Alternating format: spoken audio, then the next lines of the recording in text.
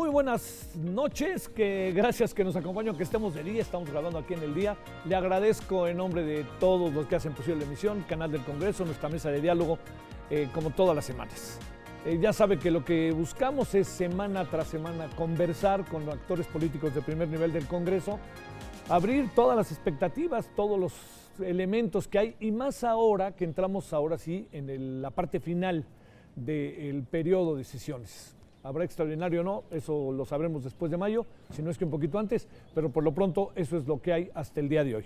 Hoy está con nosotros el diputado Enrique Ochoa Reza, él es del Partido Revolucionario Institucional, diputado, secretario de la Comisión de Energía, y a lo mejor lo recuerda usted, fue director de la Comisión Federal de Electricidad en los años en los que el presidente era Enrique Peña Nieto. Bueno, Enrique, diputado, ¿cómo has estado? Gracias. Muy bien, Javier, me da mucho gusto estar aquí contigo. Afortunadamente bien, en el contexto muy lamentable de esta pandemia que ha azotado a todas las familias de México. Mi familia se ha mantenido sin contagio. Ah, qué bueno.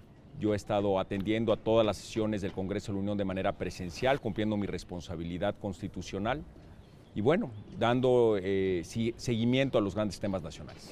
A ver, déjame empezar por algo que es ahora sí que la esencia, ¿no? De dónde vienes, del PRI, etcétera. El costo se lo siguen cobrando día con día de lo que pasó en los últimos años. A ver, Enrique, tú que estuviste en el círculo inmediato del poder, ¿qué pasó? ¿Por qué hubo tanto deterioro? ¿Y por qué presumes que la reacción sigue siendo tan contundente, sigue siendo tan fuerte en contra de ese pasado que yo pienso que tiene una parte positiva, pero estarías de acuerdo conmigo que es muy fustigable en muchas áreas? Yo creo que hay claroscuros, sí. Y uno de los claros es el apoyo que se le dio a las energías limpias, a las energías renovables. Precisamente fue en el sexenio pasado donde se hizo una reforma de apertura para que los sectores social, público y privado pudieran generar energía aprovechando la fuerza del sol, del viento, del agua y del vapor del subsuelo, trayendo tecnología de punta a México, creando empleos de calidad y ofreciendo un principio fundamental que tienen todos los sistemas eléctricos modernos del planeta. La energía más económica se debe de consumir primero. Y en función de eso hay un incentivo para que los avances tecnológicos se establezcan en México y que cada avance tecnológico que genere energía de manera más económica pueda brindarse a las familias, a los comercios, a los servicios públicos, a las industrias generadoras de empleo. Y ese principio es el que nos permite también poder recibir inversión de los sectores público, privado y social, nacional e internacional, precisamente para el desarrollo del país. Como tú sabes, en semanas anteriores hubo una contrarreforma a ese principio esencial de los sistemas eléctricos del mundo, poniendo por adelante el despacho del combustóleo y del diésel, que son caros y contaminantes, por adelante de las energías limpias, renovables, que produce el sector privado, nacional e internacional en nuestro país. Así no opera ningún sistema eléctrico del mundo. Yo creo que era esencial levantar la voz y así se hizo en la Comisión de Energía, en la discusión que se tuvo amplia aquí en la Cámara de Diputados, pero lamentablemente ya cuando la discusión llegó al Pleno de la Cámara, la mayoría no aceptó ninguna modificación, se le alertaron a partir de opiniones de distintos especialistas, juristas, economistas, líderes sociales, expertos en materia eléctrica, pues que la iniciativa como venía tenía claros problemas de inconstitucionalidad. Y lamentablemente así fue como se aprobó en el Congreso y bueno, pues ahora ya sabemos que está en los tribunales y que eso ha generado una discusión muy amplia sobre la muy relevante autonomía que debe tener el Poder Judicial de la Federación. A ver, pero esta parte de tantas acusaciones de corrupción en contra del pasado que te pasaron cerca o lejos de todo lo que tenía que ver con el régimen anterior en los últimos años, esta sistemática revisión del presidente a ese pasado que señala, ¿qué piensas de todo eso? Los señalamientos han sido sobre los permisos de autoabastecimiento. Esos permisos estuvieron vigentes de 1992 hasta el 2013, cuando con la reforma energética que propuso el presidente Peña Nieto se dio por terminado el modelo de autoabastecimiento en el país, que tuvo una razón de ser en el pasado y que era un modelo de participación privada que recibía una tarifa de transmisión por abajo del costo de mercado de aquel entonces.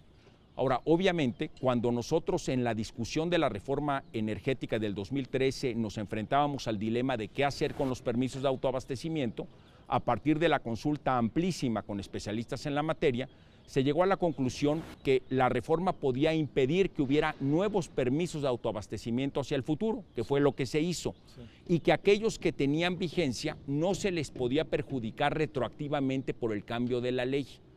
Por lo tanto, respetando los principios constitucionales de los artículos 14 y 16, no se podía afectar retroactivamente a los permisos de autoabastecimiento.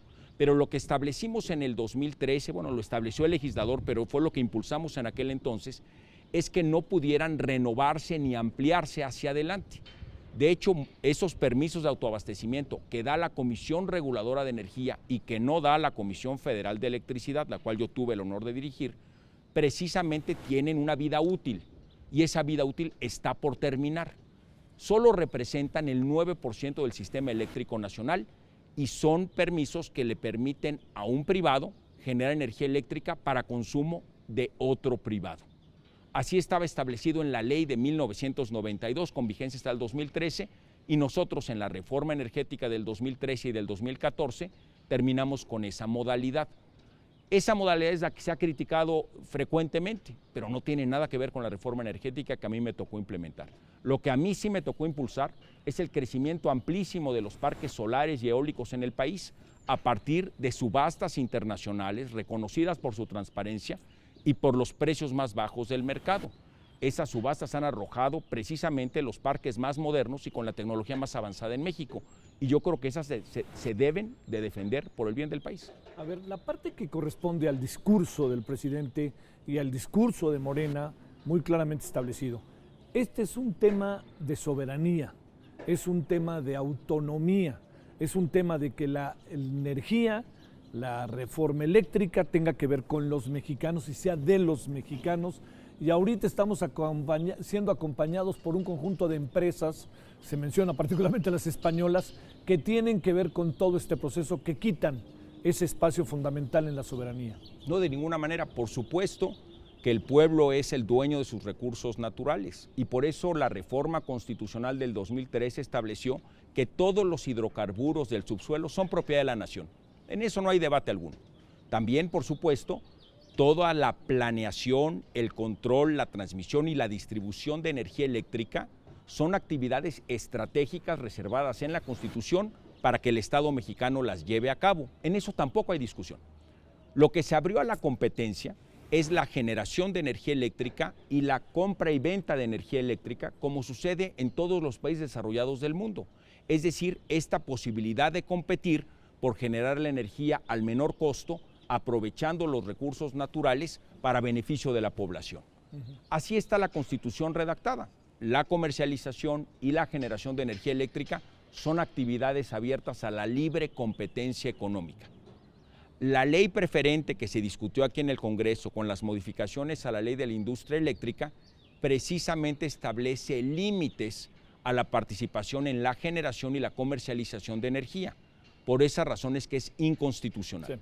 Porque por un lado la Constitución en los artículos 25, 27 y 28 permiten la libre competencia en generación y comercialización y por otro lado la ley de la industria eléctrica recién modificada por la mayoría de Morena impiden la libre generación y libre comercialización de energía eléctrica. Esa contradicción entre Constitución y ley es lo que es inconstitucional. Pero ¿cómo funcionan los sistemas eléctricos del mundo? Pues permiten el aprovechamiento del sol, del viento, del agua, del vapor del subsuelo, la generación de energía eléctrica con tecnología de punta utilizando gas natural y ponen por adelante el que la energía más económica se utilice primero, precisamente para eliminar de los sistemas eléctricos la energía más cara y la energía más contaminante, la que se genera con combustible y con diésel. México va en el sentido completamente opuesto a esa tendencia mundial con esta nueva ley de la industria eléctrica que aquí se aprobó. A ver, muy en breve para podernos ir a la pausa, con gusto. Enrique.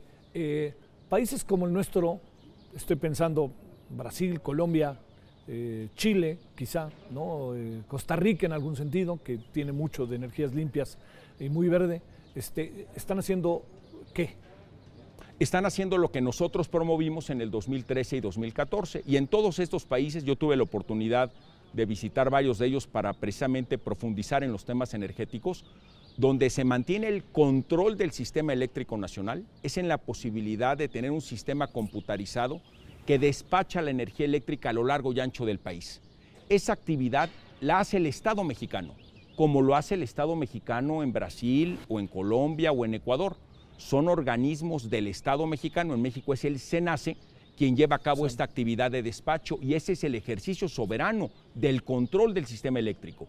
Y en México, además de eso, las redes de transmisión, estas grandes torres y cables que vemos en las carreteras y campos de nuestro país, y las redes de distribución, los postes y cables que ves en tu ciudad y en los pueblos del país, los de cemento, grandotes. Esos son también actividades reservadas para el Estado que ejerce con talento y con dedicación la Comisión Federal de Electricidad. Pero la generación de energía eléctrica y la compraventa de energía eléctrica, que lleguen a esos cables, todo eso, esa es actividad abierta a la competencia. Así funcionan los sistemas eléctricos de América Latina, de Europa, de Norteamérica, de Canadá, del mundo desarrollado.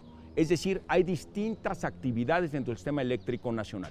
La planeación, el control, la transmisión y la distribución, que la haga el Estado. Así está en la Constitución. Pero la generación, aprovechando distintas tecnologías, y la comercialización, la compra y venta de energía, esas son actividades abiertas a la libre competencia, por supuesto, bajo la regulación de la Comisión Reguladora de Energía, que es el Estado.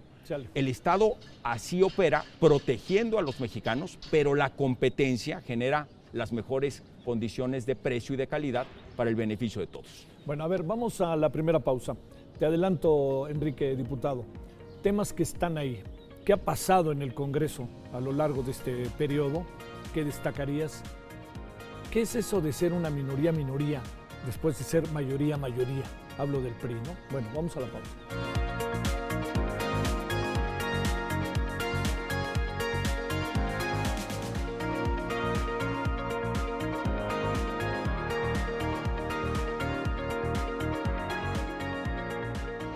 Estamos de vuelta con el diputado Enrique Ochoa Reza, aquí desde San Lázaro, diputado por el Partido Revolucionario Institucional. Le recuerdo, él es el secretario de la Comisión de Energía.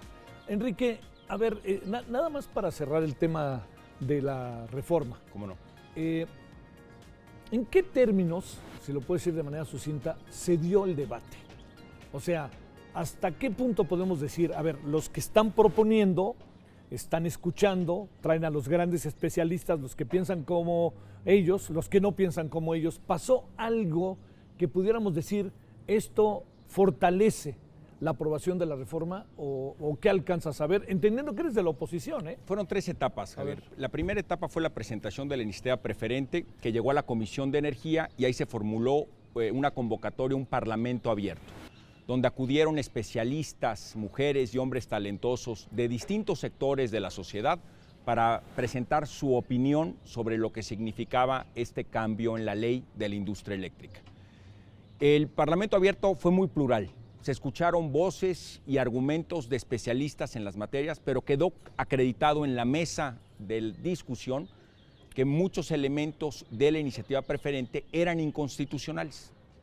Y no era una opinión de alguna persona en particular, era simplemente el reflejo de lo que semanas atrás la segunda sala de la Suprema Corte de Justicia había dictaminado a partir del análisis de algunos acuerdos administrativos provenientes de la Secretaría de Energía, que iban en el mismo sentido de lo que se estaba discutiendo en la ley.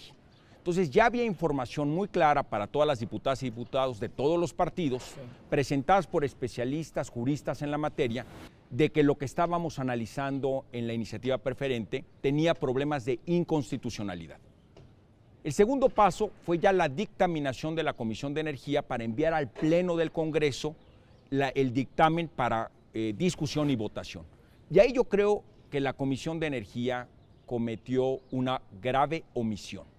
En el dictamen no venían los dos argumentos, no venía el punto y contrapunto, no venían los contrastes, no venía ni la opinión de la Comisión Federal de Competencia Económica, que venía en términos negativos, ni tampoco se incorporó en el dictamen los argumentos de la segunda sala de la Suprema Corte de Justicia de la Nación. Yo creo que fue una omisión gravísima de la Comisión de Energía el remitir al Pleno del Congreso un dictamen incompleto, un dictamen mocho. Y creo que eso se tradujo en un debate en el Pleno de la Cámara también incompleto. La resolución de toda la mayoría de Morena en la Cámara fue aprobar una ley con claros problemas de inconstitucionalidad. Así se mandó al Senado, el Senado en fast track, allá ni parlamento abierto hicieron, la aprobó en sus términos. La Cámara de Origen era diputados. Fue diputados. Y después se promulgó, se publicó y luego llegó al Poder Judicial por los amparos promovidos por distintas empresas de energías limpias afectadas por los problemas de inconstitucionalidad que hemos analizado y que han dado como resultado las suspensiones provisionales de algunos jueces en materia de competencia económica. A ver, nada más para cerrar ahora sí el tema, ¿en qué supones que va a acabar esto?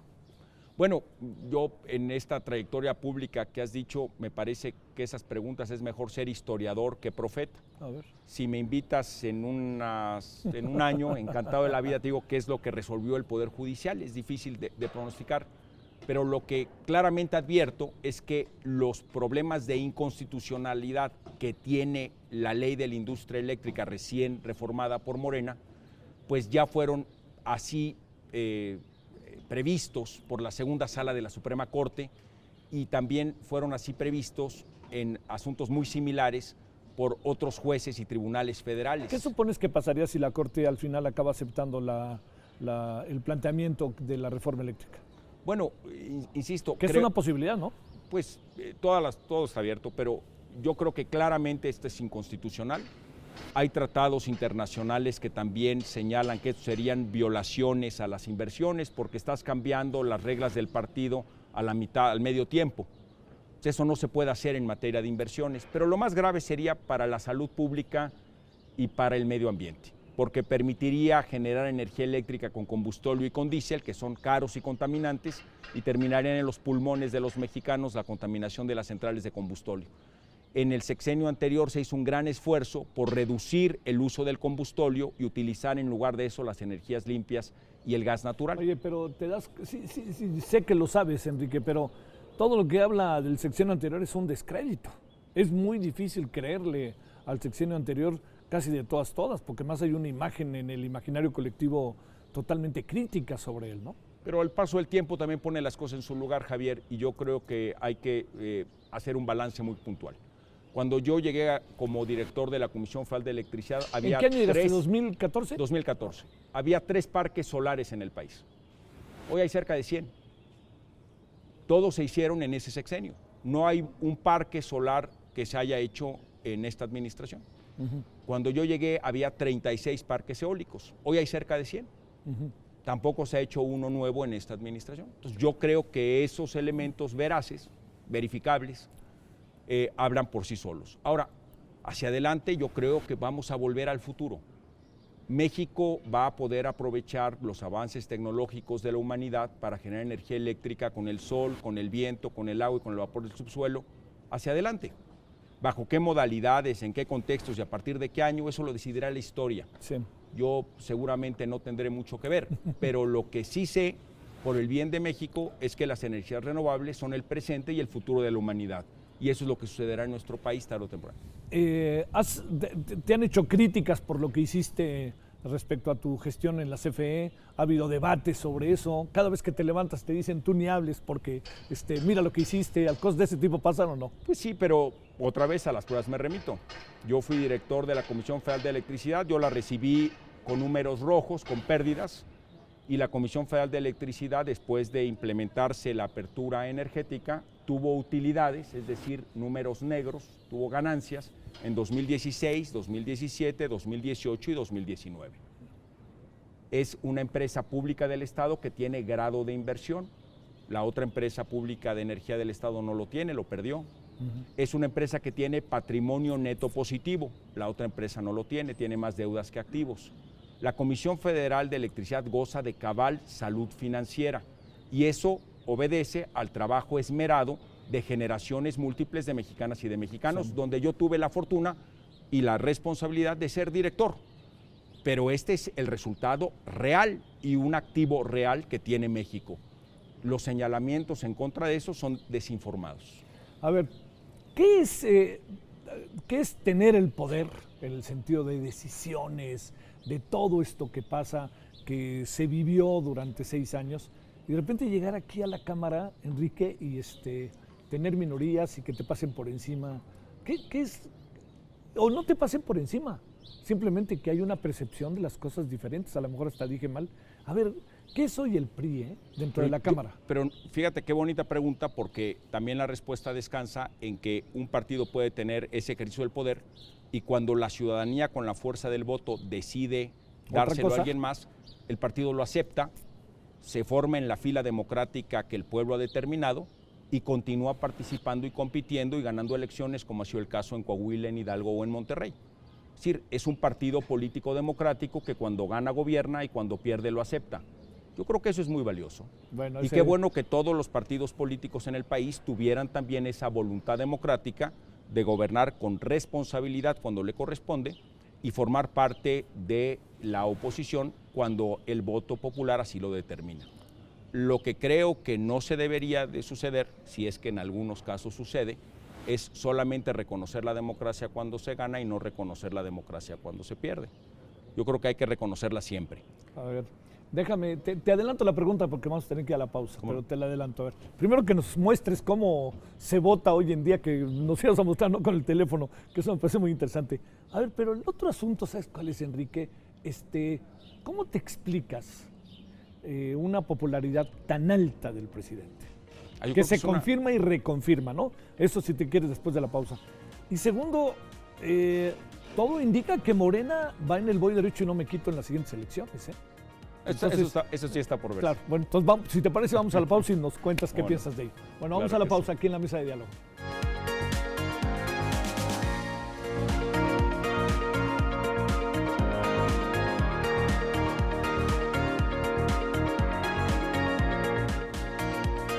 Bueno, estamos de vuelta aquí en la mesa de diálogo en la parte final con el diputado Enrique Ochoa Reza del Partido Revolucionario Institucional, secretario de la Comisión de Energía. A ver, nada más, las encuestas para que no nos quedemos con el tema.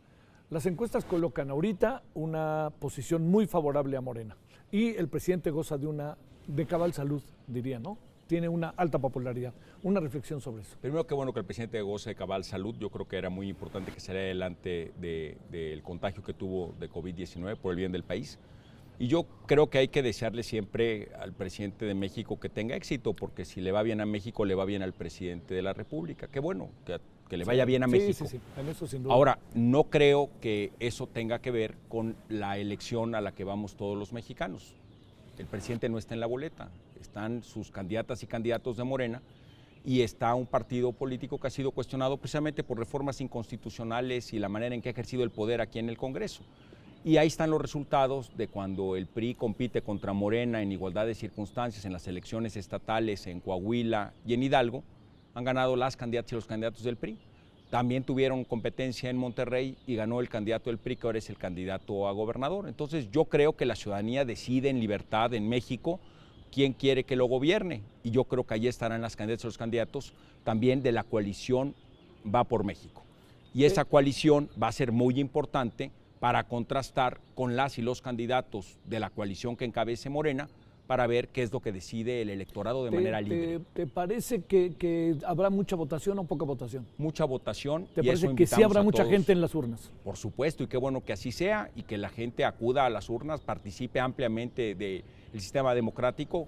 Nosotros propusimos que a todo el personal de los institutos nacionales y de los organismos electorales de los estados se les vacunara oportunamente para garantizar una afluencia masiva de votación el día de la elección, y también que, por supuesto, al personal médico se les den las 2 vacunas, hay mucho personal médico que no la ha tenido, a los adultos mayores, a las personas que tengan alguna enfermedad o alguna debilidad en su sistema de salud, pero también a todo el personal, a los ciudadanos que participan en la construcción de nuestra democracia, precisamente para generar condiciones de que la ciudadanía pueda acudir de una manera segura y saludable a poder ejercer su voto en la primera semana de julio. Presentamos un punto de acuerdo, todos los partidos políticos menos Morena y sus aliados, precisamente para impulsar la vacunación oportuna a la ciudadanía que va a participar en el proceso electoral. Sí, eso es importante, ¿no? Todos los que tienen que ver con las casillas, la instalación de las casillas, etcétera. Todo el personal que va a acudir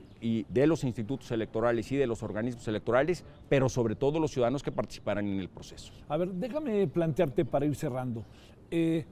A ver, ¿qué ha sido de tu experiencia viniendo del sector público, una parte del sector privado, academia, llegar aquí al Congreso? ¿Qué hacer con el Congreso que de repente se ve muy caótico y de repente se están tomando las grandes decisiones de la vida cotidiana de nosotros los ciudadanos? Javier, he sido muy feliz en el Congreso. Al principio no. ¿Por qué? Al principio tuve el contraste entre lo que me imaginé que iba a ser el Congreso y lo que es. Lo que me imaginé que debía ser una división de poderes desde el Congreso y lo que efectivamente ha sido. Pero yo creo que después de los primeros 3 meses de shock con esa diferencia que te describo y profundizando en entender el reglamento, la ley del Congreso, la manera en que se participa en comisiones y en el Pleno, me ha gustado mucho, lo he disfrutado mucho. Soy uno de los diputados que más participó durante la legislatura. Ahí están los números públicos también para acreditarlo. Conocí a mujeres y a hombres de todos los partidos políticos que ejercen su responsabilidad con gran talento y que ejercen su trabajo con un amplísimo amor por México. Y también conocí lamentablemente a personas que acuden al Congreso a no trabajar y que de repente hay quienes faltan a largos periodos en el Congreso. La pandemia generó una distorsión. En el Congreso se aprobó el utilizar un mecanismo para poder votar a distancia. Este teléfono nos hicieron a todos los diputados comprarlo. Si lo pueden tomar ahí, ¿sale? Órale, para que lo vean bien, lo va a aprender ahora. Se hizo una aplicación del Congreso, pues aquí está. Y esta aplicación permite que te identifiques con rostro. Ahí ya quedó. Ahí estás tú ya. Ahí estoy ya registrado y a partir de aquí puedo pasar asistencia o votar. Sí. Yo acudí a las sesiones del Congreso de manera presencial a pesar de tener este dispositivo, pero al menos 2/3 partes de mis compañeros ya no fue necesario que vinieran, sino que lo hacían desde casa o desde cualquier lugar, supuestamente siguiendo las sesiones a través de Zoom y votando a través de este sistema. Yo creo que eso disminuyó de manera muy sensible el debate parlamentario. Claro, estoy seguro. Yo lo viví en la Comisión de Energía, donde los que acudían siempre a las sesiones, acudieron siempre, y aquí dejo el reconocimiento patente a Manuel Rodríguez, presidente de la Comisión, de Morena, y a Gerardo Fernández Noroña, que también siempre participa en las discusiones de su comisión. Yo participé siempre y ellos dos también. También mi compañera diputada Nayeli Fernández de Morena. Pero hubo otros que no. Formando parte de la comisión. Formando parte de la comisión. Y hubo otros que sí, también Jacobo Cheja y de Movimiento Ciudadano y Hernán Salinas del PAN, Mónica Almeida del PRD. Éramos 7, siempre, ¿De los cuántos? mismos, pues de más de 20. Entonces, ¿dónde están los demás? Pues no están, pero votan. Sí, porque están ahí. Porque están aquí. Entonces yo creo que pasada la pandemia ya no se debe de usar esto. Debemos de obligar a nuestros representantes a regresar al seno del Parlamento, a pasar lista, ¿Cómo a hacerle participar con el y a tema de votar. la pandemia? Yo creo que la pandemia fue una situación de escoger entre males menores, porque también se iba a dar una ola de contagio, pero creo que... De hecho, en el Senado se dio, ¿te acuerdas, no? Sí, claro, y aquí también se dio, Sí. aunque aquí lo reservaron, digámoslo elegantemente. Pero, oye, tuvimos lamentables decesos de personas contagiadas por la pandemia aquí en el Congreso. Bueno, en el propio canal del Congreso. Y el personal administrativo. Entonces, yo creo que debimos de haber hecho más. Y aquí sí hay que reconocer, quien tomó el toro por los cuernos fue la presidenta de la Cámara, Dulce María Sauri. Creó un consejo con los diputados federales que son médicos de todos los partidos políticos para promover condiciones de salud. Y yo creo que ha mejorado mucho eso aquí en la Cámara. Pero creo que pasada la pandemia sí es necesario, Javier, retomar el trabajo parlamentario de manera presencial. Y aquí dejo también un comentario. Durante el trabajo legislativo de estos casi ya 3 años, cada vez que había reuniones de trabajo en la Comisión de Energía o en otras comisiones, o en el Pleno con funcionarios del gobierno federal, no acudían, cancelaban de último minuto. Y esto, me consta, enojaba a diputadas y diputados de todos los partidos políticos por igual. Entonces, yo estoy presente, Morena. incluyendo a Morena. porque es una falta de respeto entre poderes, más allá de partidos. Yo estoy presentando una iniciativa para que efectivamente no sea opcional que los funcionarios federales citados por las comisiones o por el Pleno acudan a la Cámara de Diputados, que sea obligatorio que acudan a rendir cuentas, que haya un ejercicio de rendición de cuentas. ¿Tú qué crees que digan de eso? Suena interesante, pero ¿qué crees que digan de eso? Bueno, yo creo que más allá del partido político que goce hoy la mayoría o que la goce mañana después de la elección, es conveniente para México que cuando un poder como es el legislativo ejerza la facultad de ejercer ejercicios de rendición de cuentas, pues que los funcionarios federales acudan a explicar lo que en su despacho corresponde. ¿Te vas a reelegir? No voy a reelegirme. Yo también dejo ahí un comentario interesante sobre esto. En esta legislatura, que es la legislatura de la paridad de género, como sabes... Y es la primera que se puede reelegir. Y es la primera que se puede reelegir. A mí me llamó mucho la atención que distintos partidos políticos no promovieron la reelección de las mujeres diputadas que se distinguieron a lo largo de los 3 años por mejor trabajo parlamentario. Y es que el Congreso tiene distintas métricas públicas donde puedes valorar quiénes son aquellas diputadas que efectivamente acudieron a las sesiones, participaron en las discusiones de comisión y de pleno, participaron con propuestas, iniciativas o puntos de acuerdo, y quienes no lo hicieron. Ese trabajo es medible y la información es pública. Pues de todos los partidos políticos me llama la atención que las principales diputadas con participación parlamentaria y bien calificadas en esas métricas no las van a reelegir. Entonces a mí me parece que la reforma que se impulsó en el sexenio pasado de la reelección consecutiva de legisladores quedó incompleta, porque en lugar de premiarse el trabajo parlamentario de las mujeres y de los hombres que se destacaron con su presencia y con su contribución al debate nacional, están excluidos por los partidos políticos, y aquí hablo de todos por igual. Y hay diputadas muy valiosas que merecerían, por el bien del país, estar de nueva cuenta en los próximos 3 años aquí, y que por la experiencia adquirida y el trabajo que han demostrado contribuirían mucho para el fortalecimiento de México. Vale. Enrique, muchas gracias. ¿A qué Javier, te vas a dedicar? Bueno, voy a retomar mi vida académica y voy a ejercer la actividad profesional de abogacía y de economista que ejercía antes de participar en el sector público. Bueno. Pero aquí me seguirás teniendo. Gracias, Enrique. Gracias, Javier. Gracias, Enrique Ochoa, diputado del Partido Revolucionario Institucional. Bueno, gracias en nombre de todos los que hacen posible la emisión aquí en este bello espacio de San Lázaro. Nos vemos en la siguiente mesa de diálogo. Hasta luego.